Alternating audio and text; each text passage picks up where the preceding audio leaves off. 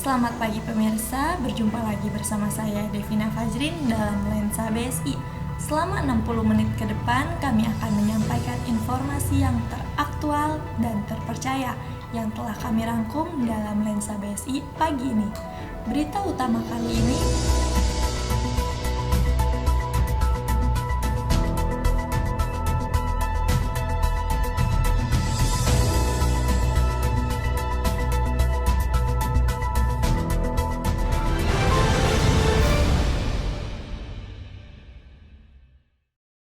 berita pertama, pandemi yang masih terjadi di Indonesia membuat sektor ekonomi ke bawah mengalami dampak yang cukup signifikan. Berikut liputannya. Ya, selamat siang. Saya Rizky Farid Ardiansyah melaporkan di Tanjung Barat, Jakarta Selatan, melaporkan mengenai PSBB yang sejak ditetapkan oleh Presiden Jokowi tanggal 15 Maret 2020. Beberapa wilayah untuk melakukan kebijakan ini pembatasan social distancing berskala besar-besaran. Di wilayah Tanjung Barat, Jakarta Selatan telah melakukan kebijakan tersebut. Namun ada beberapa warung atau kebutuhan yang lainnya tetap buka dalam keadaan sekarang ini. Cukup mengenaskan, namun ini dia membutuhkan nafkah untuk mencari kebutuhannya dalam sehari-hari.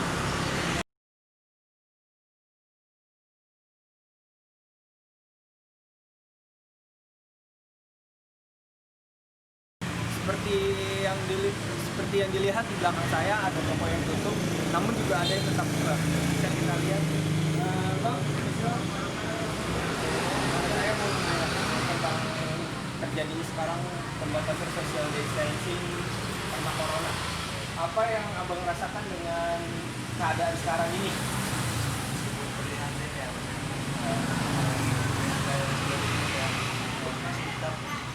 Mencari kebutuhan. Mengapa abang tetap buka dalam keadaan sekarang ini, Bang? Karena ada sesuatu yang harus dipenuhi nih. Bagaimana abang menanggapi dengan kebijakan pemerintah dengan adanya pembatasan social distancing skala besar-besaran? Bagus sih.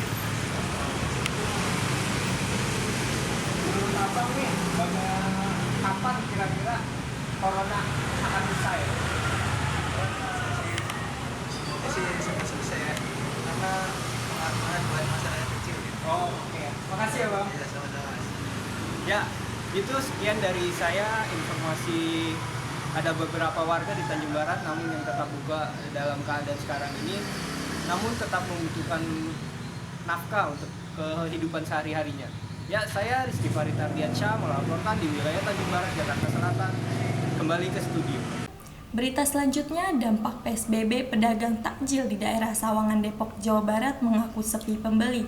Di daerah Sawangan Bedahan Depok, Jawa Barat yang terkenal dengan pusat jajanan takjil kini tampak sepi. Namun di tengah penerapan pembatasan sosial berskala besar, masih terdapat beberapa pedagang yang berjualan. Para pedagang mencoba mengikuti arahan dari pemerintah selama masa PSBB. Hampir seluruh pedagang dan pembeli berupaya menerapkan protokol kesehatan yang tepat, memakai masker dan menjaga jarak.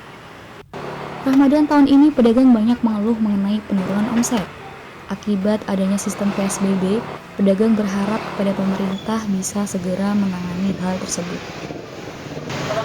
Baik, terima kasih. Saat ini saya sedang berada di salah satu penjualan takjil di daerah Sawangan, Depok. Dan saya sedang bersama dengan Ibu, siapa Bu, maaf? Ibu Saana. Kalau misalnya dilihat dari Ramadan tahun ini, kira-kira omset penjualan tahun ini tuh kayak gimana sih, Bu? Sekarang mah ya Gimana? beda sih, Beda gitu ya? beda sama tahun-tahun. Oh gitu. Kalau misalnya omset tahun ini menambah atau justru malah berkurang, Bu? Ya berkurang lah jauh. Berkurang jauh ya. Lalu kalau misalnya dari Ibu sendiri sebagai penjual, ada kekhawatiran nggak sih misalnya jualan di tengah wabah seperti sekarang? Yang pasti ya ada lah. Ada ya? Takut nggak gitu misalnya? Takut tapi ya dijalanin aja. Oh gitu. Lalu harapan Ibu misalnya ke depannya untuk misalnya pemerintah terkait dengan para pedagang ini harus baiknya gimana di tengah situasi seperti sekarang, Bu? Dikasih wadah atau tempat gitu mungkin dari pemerintah? Ya kalau untuk saya sih memang ini tempatnya ya cukup Udah. strategis juga sih ya. Dan cukup aman juga ya. Jadi nggak harus keluar. Oh Iya, gitu. nggak harus ada tempat. Yang dihususkan Iya, gitu. iya. Oke, terima kasih Bu. Baik, sekian informasi yang dapat saya sampaikan. Saya Heni Ayu dan juru kamera saya Fitriana Wulandari kembali ke studio. Para pengusaha UMKM ikut merasakan dampak dari pandemi virus corona. Seperti apa informasinya? Berikut liputannya. Selamat malam, kembali lagi dengan saya Mukhlis Firdaus dalam acara Liputan Malam BSI TV. Berita kali ini datang dari pedagang kaki lima yang resah karena menurunnya harga penjualan. Dampak dari adanya corona dan lockdown kebijakan dari pemerintah. Telah terjadi begitu banyak penurunan ekonomi menengah ke bawah dan berbagai macam usaha yang tutup dan menurunnya pendapatan yang begitu drastis sehingga dapat merugikan para pedagang kaki lima atau pengusaha kecil. Bagi pedagang yang masih ingin berjualan di tengah suasana seperti ini, ada beberapa dari mereka yang menaikkan harga jual produk mereka demi menekan angka kerugian. Tetapi tidak sedikit juga pedagang kaki lima ini yang lebih memilih menutup sementara sampai situasi kembali normal karena tidak ingin mengambil resiko kerugian dan juga faktor keselamatan. Seperti di samping saya terlihat jelas, biasanya di sini banyak pedagang kaki lima, contohnya gorengan, nasi goreng dan sebagainya. Tapi di sini kita bisa lihat sendiri cuma ada tukang roti bakar. Pak, saya mau nanya, bagaimana pendapat Bapak mengenai kebijakan PSBB yang diterapkan oleh pemerintah? Pendapatnya kurang menguntungkan juga. Kurang menentukan untuk pedagang ya Pak? Iya, untuk masyarakat lah, bukan pedagang aja semuanya, Pak. Iya, benar. Sudah mulai sejak kapan kebijakan PSBB ini diberlakukan khususnya di area pasar bersih ini? Aduh, kurang paham nih, Bang. Kurang paham ya? Iya, mulai hari apanya. Berarti udah lama juga ya Pak? Sudah sekitar 2 bulan, Bang. Sudah 2 bulan ya, berarti begitu lama juga ya Pak? Tapi menurut Bapak, apa sih respon atau tindakan Bapak saat pertama kali mendengar bahwa pemerintah memutuskan untuk menutup sebagian besar area pasar ini? Ya, pendapat saya sih biasa aja sih, Bang. Iya, cuma pengurangan Mengurangi ya sumber daya penghasilan dagang dan lainnya lah, Bang. ya sehari-harinya ya Pak. Iya. Kalau menurut Bapak sebenarnya siapa sih yang paling dirugikan akibat PSBB ini? Masyarakat lah, Bang. Masyarakat ya? Iya. Sedangkan kan kalau orang besar biasanya bisa kerja lewat rumah gitu ya Pak? Iya. Terus kalau di daerah sini sebagian besar sudah termasuk PSBB atau banyak yang bebas juga Pak? Semuanya sih, Bang, udah. Semuanya di sini udah Iya, rata ya Pak iya, PSBB? Iya. Oke. Terus bagaimana rencana Bapak ke depannya apabila kebijakan PSBB ini akan diterapkan lebih lama? Apakah Bapak masih memilih untuk berjualan atau di rumah aja Pak?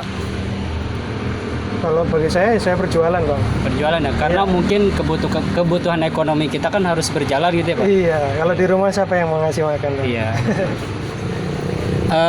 Yang terakhir, apa sih pesan Bapak untuk pemerintah ini agar lebih ringan untuk kita sebagai masyarakat kecil dalam berdagang, istilahnya pedagang kaki lima?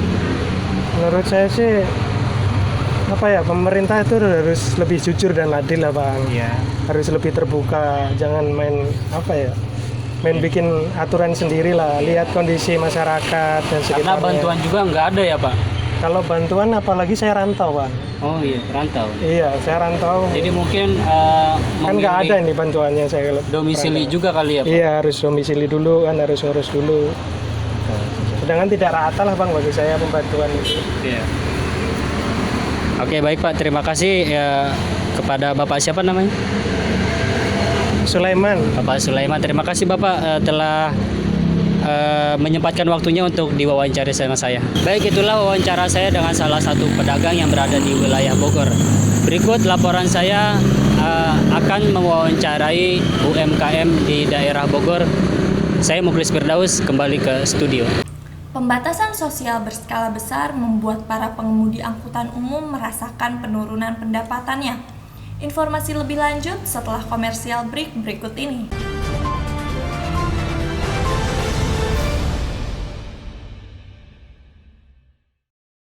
Kembali lagi dengan saya Devina Fajrin dalam Lensa BSI. Himbauan untuk menjaga jarak dan tetap di rumah berimbas kepada penurunan penumpang angkutan umum. Seperti apa informasinya? Berikut liputannya. Himbauan pembatasan aktivitas oleh pemerintah demi menekankan penyebaran virus corona membuat pemasukan sejumlah profesi terdampak hebat. Salah satu profesi yang terdampak adalah para pengemudi ojek online. Minimnya pergerakan warga membuat orderan semakin jarang dan berdampak pada pemasukan. Seberapa besar efek virus corona yang dirasakan para pengemudi online? Bagaimana mereka mampu bertahan? Ikuti terus Lensa BSI hari ini. Semakin banyaknya pasien positif corona di Indonesia, khususnya wilayah Depok, ini membuat pemerintah untuk mengambil langkah atau menghimbau warganya untuk belajar, bekerja, beribadah di rumah saja. Oke, untuk sekarang kita akan langsung berbincang dengan driver ojek online yang sedang bekerja di situasi COVID-19 ini. Oke, selamat siang Abang. Ya, siang. Boleh nanya-nanya nih? Ya, silakan. Menurut Abang, apa dampak utama yang Abang rasakan nih ketika peristiwa COVID-19 ini muncul? Wah, kerasa banget kali ya. Kalau misalnya dampak mah, ya kita biasanya dapat duit rada lumayan gitu kan, bisa narik penumpang. Sekarang paling timbang dapat GoFood doang kayaknya mah, tapi juga jarang-jarang. Iya. Menurut Abang nih, siapa aja yang merasa terugikan dengan adanya COVID-19 ini, Bang?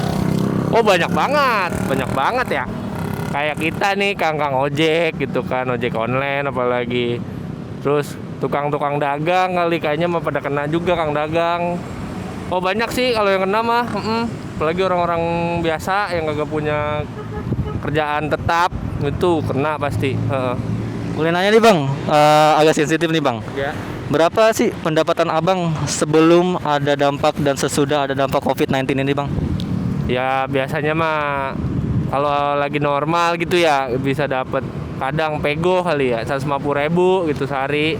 Cuman sekarang mah ya begitu dah, paling ya gocap juga udah alhamdulillah kita mah. Iya. Bagaimana tanggapan keluarga Abang nih Bang saat musibah seperti ini Bang? Ya kalau tanggapan keluarga ya gimana ya, namanya lagi begini kan lagi susah juga. Ya kita mah cuma bisa sabar aja dah dan nungguin ini virusnya udahan gitu. Sian juga maksudnya, duit juga jadi rada susah gitu. Apa nih harapan Abang di masa pandemik ini? Ya biar cepet-cepet kelar aja dah, biar bisa balik lagi ya kan. Sian juga nih teman-teman yang punya cicilan gitu. Ya untungnya kalau saya mah alhamdulillah nggak ada cicilan nih. Nah yang punya cicilan itu kesian banget itu berasa. Oke Bang, terima kasih nih Bang atas waktunya. Semoga pandemi ini bisa kelar ya Bang ya. Kita semua akan. Oke, sekian berita yang saya dapat sampaikan. Saya kembalikan studio Lensa BSI. Selamat sore. Larangan membawa penumpang juga dirasakan oleh para driver ojek online.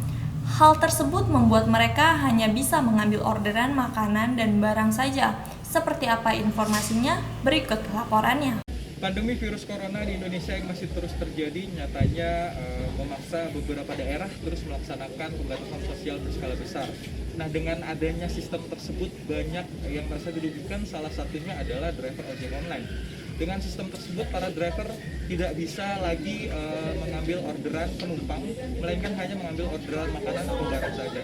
Nah, seperti apa sih informasi lebih lanjutnya? Mari ikut kami. Bapak siapa? Pak Burhanuddin.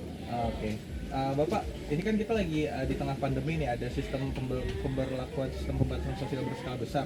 Nah, gimana pendapat Bapak tentang sistem tersebut?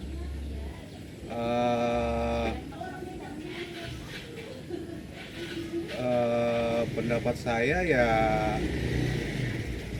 segera dibuka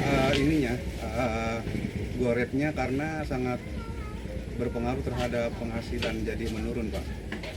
Oh, jadi selama adanya sistem ini pendapatan Bapak jadi menurun ya Pak? Iya betul. Oke. Nah, kenapa sih kalau misalnya itu kenapa bisa ada penurunan pendapatan? Karena kita nggak bisa bawa penumpang seperti dulu Pak. Jadi cuma bawa barang sama makanan aja Pak. Oh, itu pun kalau ada orderannya. Kalau ada orderannya. Iya. Nah, terus ada nggak sih cara Bapak bekerja di tengah pandemi kayak gini? Ya itu tadi, cuma nunggu orderan yang masuk itu pun jarang karena penumpang belum diperbolehkan. Oke. Nah, apa harapan Bapak kepada pemerintah?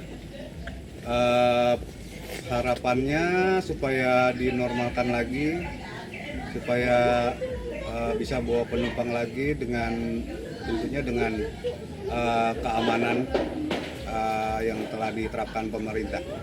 Terima kasih, Pak. Ya. Semakin banyaknya pasien positif di wilayah Depok membuat pemerintah mengambil langkah untuk membatasi aktivitas warga.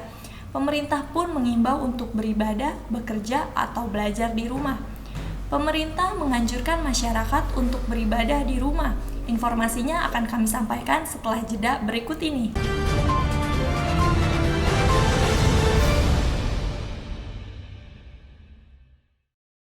Kembali lagi bersama saya Devina Fajrin dalam Lensa BSI. Penyebaran virus corona yang masih terjadi membuat pemerintah membuat kebijakan untuk menghindari kerumunan. Salah satunya anjuran beribadah di rumah. Berikut liputannya. Baik Devina, saat ini saya sedang berada di salah satu masjid di Kota Bogor tentang himbauan untuk tidak melakukan ibadah di tempat ibadah. Selamat siang dengan Bapak. Dengan Bapak Sahrul Tanjung. Pengurus masjid di sini ya Pak ya? Ya. Baitul Ikhlas. Saya di sini mau mempertanyakan beberapa pertanyaan tentang peraturan pelarangan tempat ibadah, Pak. Silakan. Bagaimana pendapat Bapak mengenai aturan pemerintah yang memperlakukan untuk menutup seluruh tempat ibadah? Secara pribadi ya kita tidak setuju, tapi secara peraturan yang telah diterapkan pemerintah ya kita ya harus ikuti, sebab kita juga harus mentaati pemerintah sesuai dengan perintah di dalam Al-Quran. Ati Allah wa ati Rasul wa ulil amri minkum. Kamu harus taat kepada Allah, kepada Rasul, dan para pemimpin. Nah, karena kita sekarang hidup di Indonesia dan sudah ada peraturan pemerintah ya kita ikuti. Ya. Untuk menjaga atau memutus mata rantai COVID tersebut. Apa yang Bapak upayakan sebagai pengurus tempat ibadah tentang aturan larangan ini? Yang kita lakukan ya sesuai dengan kegiatan sehari-hari aja, kita senantiasa membersihkan masjid sesuai apa yang dianjurkan oleh pemerintah, menerapkan yang diterapkan oleh pemerintah. Kita lakukan seperti ya ada hand sanitizer ya. Terus kita jaga jarak ya. Memang keadaan darurat ya kita harus lakukan. Berarti di dalam sholat ada penyekatan kayak gitu dong Pak? Ada ya, kita kasih sesuai dengan aturan ya, jaga jarak kita. Baik. Seperti yang diketahui banyak para jamaah mengeluh karena harus beribadah di rumah itu sangat tidak khusyuk. Mengapa demikian? Kekhusyukan itu tidak terletak kepada di rumah atau di masjid. Dimanapun kita beribadah sebenarnya kita harus bisa khusyuk. Syaratnya khusyuk itu apa sebenarnya? Ketika kita di rumah tidak khusyuk, ya, kenapa bisa tidak khusyuk? Ya. Kalau di masjid kita, apakah mungkin juga kita bisa khusyuk? Nah, khusyuk itu tergantung bagaimana kita ketika ibadah itu, apakah mengingat Allah atau tidak. Baik. Sebab ibadah sholat itu kan semata-mata untuk ingat kepada Allah. Ketika kita melakukan sholat, kemana ingatan kita? Apakah kepada Allah atau kepada yang lainnya? Nah itu yang disebut dengan khusyuk tadi. Kalau kita senantiasa ingat kepada Allah, berarti kita termasuk khusyuk. Dimanapun kita ibadah, walaupun di rumah ya bisa tetap khusyuk. Sebagai menurut Bapak, sampai kapan aturan penutupan tempat ibadah ini berlangsung? Ya kita tidak tahu juga sampai kapan. Ya, mungkin ya sampai corona ini sudah hilang di negeri kita. Dan kita berdoa ya secepatnya lah. Kita berharap secepatnya tempat-tempat ibadah itu dibuka dan umat Islam beribadah seperti biasanya. Adakah keringanan kepada para jamaah untuk tetap bisa melakukan ibadah di tempat ibadah? Iya, ada. Ya kita tetap melakukan pembebasan kepada jamaah yang ingin sholat di masjid ya dengan pakai masker, menjaga jarak, itu pakai hand sanitizer, yaitu untuk semata untuk mencegah atau menjaga dari hal-hal yang tidak kita inginkan. Baik Pak. Harapan Bapak untuk wabah COVID-19 ini? Harapannya COVID-19 ini segera hilang, segera berlalu dan kita bisa normal lagi seperti biasa. Tidak dihinggapi rasa was-was yang berlebihan. Ya, sebab rasa takut yang berlebihan akan menyebabkan kita kufur nikmat kepada Allah Subhanahu wa taala. Sebab yang harus kita takui sebenarnya Allah. Covid itu kan sebenarnya kan makhluk. Kenapa kita harus takut kepada makhluk? Sebenarnya kita bukan takut kepada Covid-nya atau coronanya, tapi kita hanya menjaga supaya corona itu penyebarannya tidak cepat, ya, bisa terputus dengan melakukan apa sesuai yang dianjurkan oleh pemerintah. Baik, demikian informasi yang dapat kami sampaikan secara langsung di salah satu masjid di Kota Bogor. Saya Andi dan kameramen yang bertugas saya kembalikan ke rekan saya di studio. Terima kasih. Selain anjuran beribadah di rumah, pemerintah juga menutup sekolah dan mengalihkan pembelajaran di rumah. Ya, aturan pemerintah negara yang memberlakukan siswa untuk belajar di rumah menjadi suatu hambatan dalam dunia pendidikan. Banyaknya sekolah di tanah air yang meliburkan siswanya agar dapat belajar di rumah perihal virus COVID-19. Kota Jakarta menjadi salah satu kota yang kegiatan belajar mengajarnya juga ditiadakan. Bagaimana pendapat guru mengenai hal ini? Saya sudah berada di halaman SMK Budi Warman II yang berlokasi di Kota Jakarta Timur. Saya sudah bersama guru dari sekolah ini. Bersama saya Ibu Ambar. Selamat siang. Selamat siang. Apa upaya yang dilakukan sekolah untuk tetap belajar produktif kepada para siswa selama belajar di rumah? Upaya dari sekolah kami melakukan pembelajaran dengan menggunakan online. Salah satu aplikasi yang kita gunakan adalah Google Classroom. Jadi kita semua guru wajib memiliki Google Classroom. Kemudian dari Google Classroom tersebut, guru-guru menghimpun materi maupun menghimpun soal-soal melalui Google Classroom. Termasuk untuk PTS dan juga PAT, kami semua menggunakan Google Classroom. Seperti yang diketahui, banyak sekali Bu para siswa yang mengeluh karena belajar di rumah itu sangat sulit tuh. Mengapa demikian? Mungkin karena anak-anak sekarang terlalu mahir teknologinya, jadi kadang mereka kesulitan. Kemudian salah satunya juga karena kuota. Banyak di antara mereka yang kesulitan untuk membeli kuota. Kemudian ya kesulitannya itu rata-rata anak itu karena kuota. Kemudian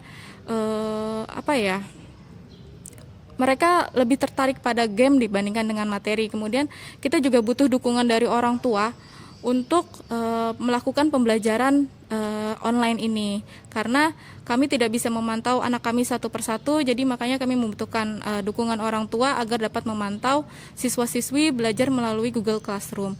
Kemudian tadi dibilang sulit ya, selain menggunakan Google Classroom, kita juga menggunakan media lain seperti contohnya YouTube, kemudian website. Nah, itu kami manfaatkan sebagai pembelajaran untuk anak-anak kami. Menurut Ibu sendiri, kapan sih siswa itu akan bisa belajar kembali di sekolah? Kalau menurut saya juga kurang tahu karena sekolah kami mengikuti aturan pemerintah.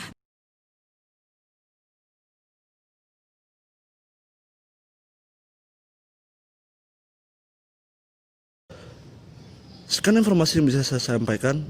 Saya Rana Leftio dan juru kamera Dwi Priyo melaporkan kembali kepada Anda di studio. Guna menghentikan penyebaran virus corona. Seperti apa metode yang digunakan para guru? Berikut liputannya. Selamat siang pemirsa. Sejak ditetapkannya peraturan pemerintah untuk belajar dari rumah oleh Kementerian Pendidikan dan Kebudayaan pada sejumlah wilayah di Indonesia karena adanya wabah COVID-19, membuat para siswa dan guru melakukan kegiatan belajar mengajar dari rumah dengan keterbatasan medianya. Saya sekarang sedang berada di depan rumah dari salah seorang guru di SDIT Nur Muria di Depok. Langsung saja, mari kita tanya kepada beliau bagaimana cara beliau mengajar di tengah pandemik ini. Assalamualaikum Ibu. Waalaikumsalam. Ini dengan Ibu siapa dan dari SD mana? Saya Ibu Halimah dari SDIT Nur Muria.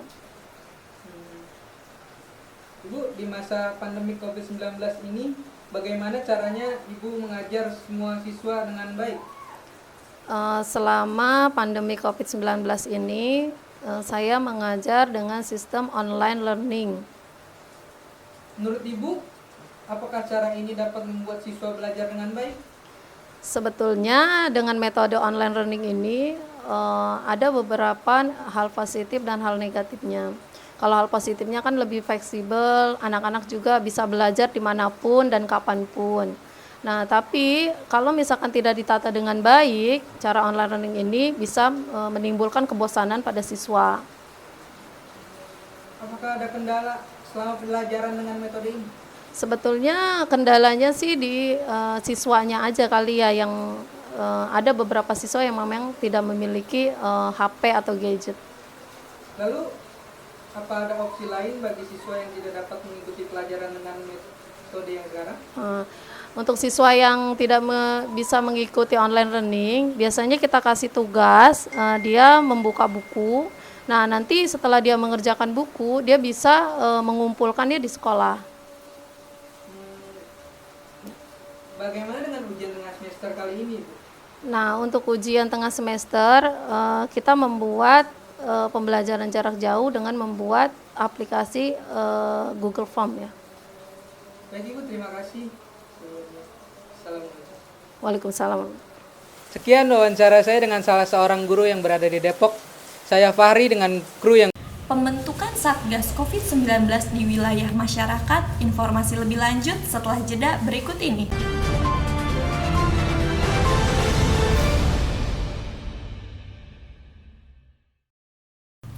Untuk menekankan penyebaran virus corona, masyarakat membuat tim Satgas COVID-19 di lingkungan. Berikut liputannya. Wabah COVID-19 di Indonesia semakin meresahkan warga. Selain pemerintah setempat menerapkan sistem pembatasan sosial berskala besar, banyak juga warga yang melaksanakan isolasi mandiri dan mendirikan posko-posko Satgas Tanggap Cepat Pencegahan COVID-19, seperti halnya yang dilakukan para pemuda Karang Taruna di Kelurahan Beji, Timur, Depok, Jawa Barat. Ya, selamat sore. Seperti yang sudah Anda lihat, di sini sudah melakukan penutupan portal dan penggunaan posko COVID-19. Untuk info lebih lanjutnya, mari kita wawancari salah satu warga berikut. Halo, selamat sore, Mas. Sore.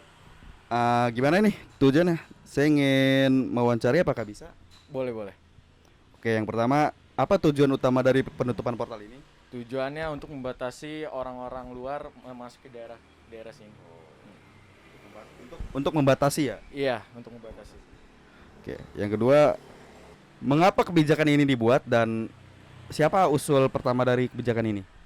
Untuk usul pertama itu dari warga sekitar. Terus tujuannya kebijakan ini kan kita untuk menjaga pembatasan ya, kan ada PSBB itu, pembatasan sosial berskala besar. Jadi seperti itu tujuannya. Oh gitu, oke. Sampai kapan sistem ini diberlakukan? Sampai pandemi ini berakhir. Oh, sampai pandemi ini berakhir ya? Iya. Oke. Bagaimana jika ada ojol atau kurir yang ingin mengantar barang ke rumah salah satu warga di RW 4 ini? Ojol atau apapun masih boleh masuk, tapi tidak boleh terlalu ramai seperti biasanya. Jadi dilakukan pembatasan ya? Iya, dilakukan pembatasan. Oke, dilakukan pembatasan.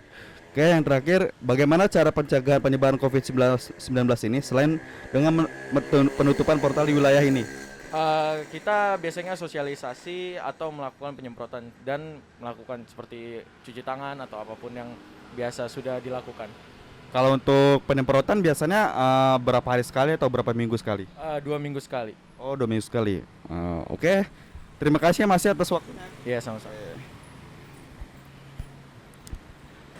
Demikian informasi yang bisa saya sampaikan. Saya Adita Arlensyah sebagai reporter dan Umar Hamda sebagai juru kamera. Demikian informasinya.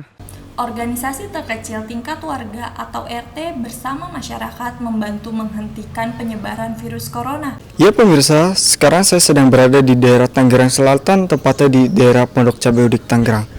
Bagi tamu tak diundang, virus corona atau COVID-19 telah menjadi persoalan dunia. Saat ini wabah virus corona benar-benar menjadi perhatian serius. Jumlah pasien COVID terus bertambah hingga 31.000. Indonesia juga melakukan sejumlah langkah antisipasi untuk mencegah penyebaran virus corona. Lalu bagaimana tanggapan Ketua RW di tempat saya berada sekarang ini? Bagaimana tanggapan pertama mengenai virus COVID-19? Mengenai virus COVID-19 ini adalah suatu wabah yang sangat mengkhawatirkan dan mencemaskan sekali. Kalaulah kita lihat tayangan di TV, korban-korbannya itu sangat menyedihkan sekali. Oleh karena itu, kita menghadapi virus COVID-19 ini melaksanakan protokol kesehatan sesuai anjuran pemerintahan, yaitu dengan memakai masker, jaga jarak, dan mencuci tangan dengan sabun tentunya. Apakah ada bantuan dari tingkat kelurahan, kecamatan, pemerintah yang diberikan kepada warga selama masa isolasi diri? Bantuan dari pemerintahan, khususnya dari kelurahan, memang kami diinstruksikan untuk mendata warga yang semestinya mendapat bantuan. Ada bantuan dari kelurahan berupa beras. Di sini kami juga mendata warga yang mendapatkan bantuan dengan fotokopi KTP, fotokopi KK. Sejauh ini, apakah bantuan tersebut efektif atau tidak? Efektif atau tidaknya bantuan ini memang sangat dibutuhkan sekali untuk warga ya.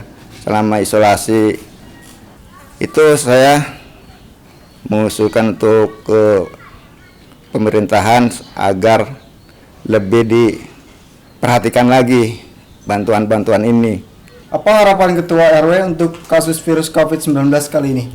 Harapan kami tentunya COVID ini sangat mengkhawatirkan dan sangat mencemaskan, mentakutkan semua. Bahkan untuk khususnya RW 10 ini, namun untuk seluruh Indonesia bahkan, COVID ini akan segera berlalu, berakhir, agar aktivitas sehari-hari kita bisa laksanakan kembali. Untuk itu menghimbau untuk kepada seluruh warga agar melaksanakan protokol kesehatan sesuai anjuran pemerintahan. Mari kita bersatu melawan wabah virus corona. Jangan panik dan tetap tenang. Tetap melakukan aktivitas seperti biasa, asal terus menjaga kesehatan dan kebersihan. Saya Rizky Rufisabila dan juru kamera Devina Fajrin kembali ke studio. Diadakannya penyemprotan cairan disinfektan dan penyemprotan fogging di daerah warga. Berita tersebut sekaligus menutup perjumpaan kita kali ini. Saya Devina Fajrin dan kru yang bertugas mengucapkan terima kasih dan sampai jumpa. Saat ini telah terjadinya penyemprotan fogging DBD dan cairan disinfektan di beberapa daerah tersebut agar menghentikan penyebaran virus COVID-19. Dan saat ini saya sedang bersama warga setempat yang bernama Ibu Nurul. Dan sekarang kita kunjungi rumahnya. Selamat siang Bu Nurul. Selamat siang. Saya mau bertanya tentang adanya penyemprotan fogging DBD sama cairan disinfektan. Mengapa kebijakan ini diterapkan? Agar menghindari virus-virus atau penyakit-penyakit yang lagi berkembang saat ini ya. Sejak kapan kebijakan ini berlangsung dan hingga kapan? Sebenarnya sih sebelum virus corona ini udah ada, cuman sekarang semenjak ada virus COVID ini mungkin lebih diterapkan lagi ya. Bagaimana cara pengawasan kebijakan ini agar bisa berjalan dengan diharapkan warga? Biasanya sih warga sini juga ikut membantu ya, Pak RT-nya gitu, semuanya masyarakat ikut membantu biasanya dengan fogging kayak gitu. Apa yang diharapkan warga sekitar untuk diadakan penyemprotan ini? Ya harapannya sih biar virus ini cepat hilang, penyakit-penyakit juga nggak ada yang mampir. Berapa kali dalam seminggu atau sebulan dilakukan penyemprotan? Biasanya sih dulu sebelum ada virus ini 6 bulan sekali. Sekarang semenjak ada virus ini ya minimal 2 minggu sekali atau sebulan sekali. Yaudah, terima kasih Bu Nurul telah menyempatkan waktunya untuk diwawancarai. Iya, sama-sama. Selamat siang. Siang.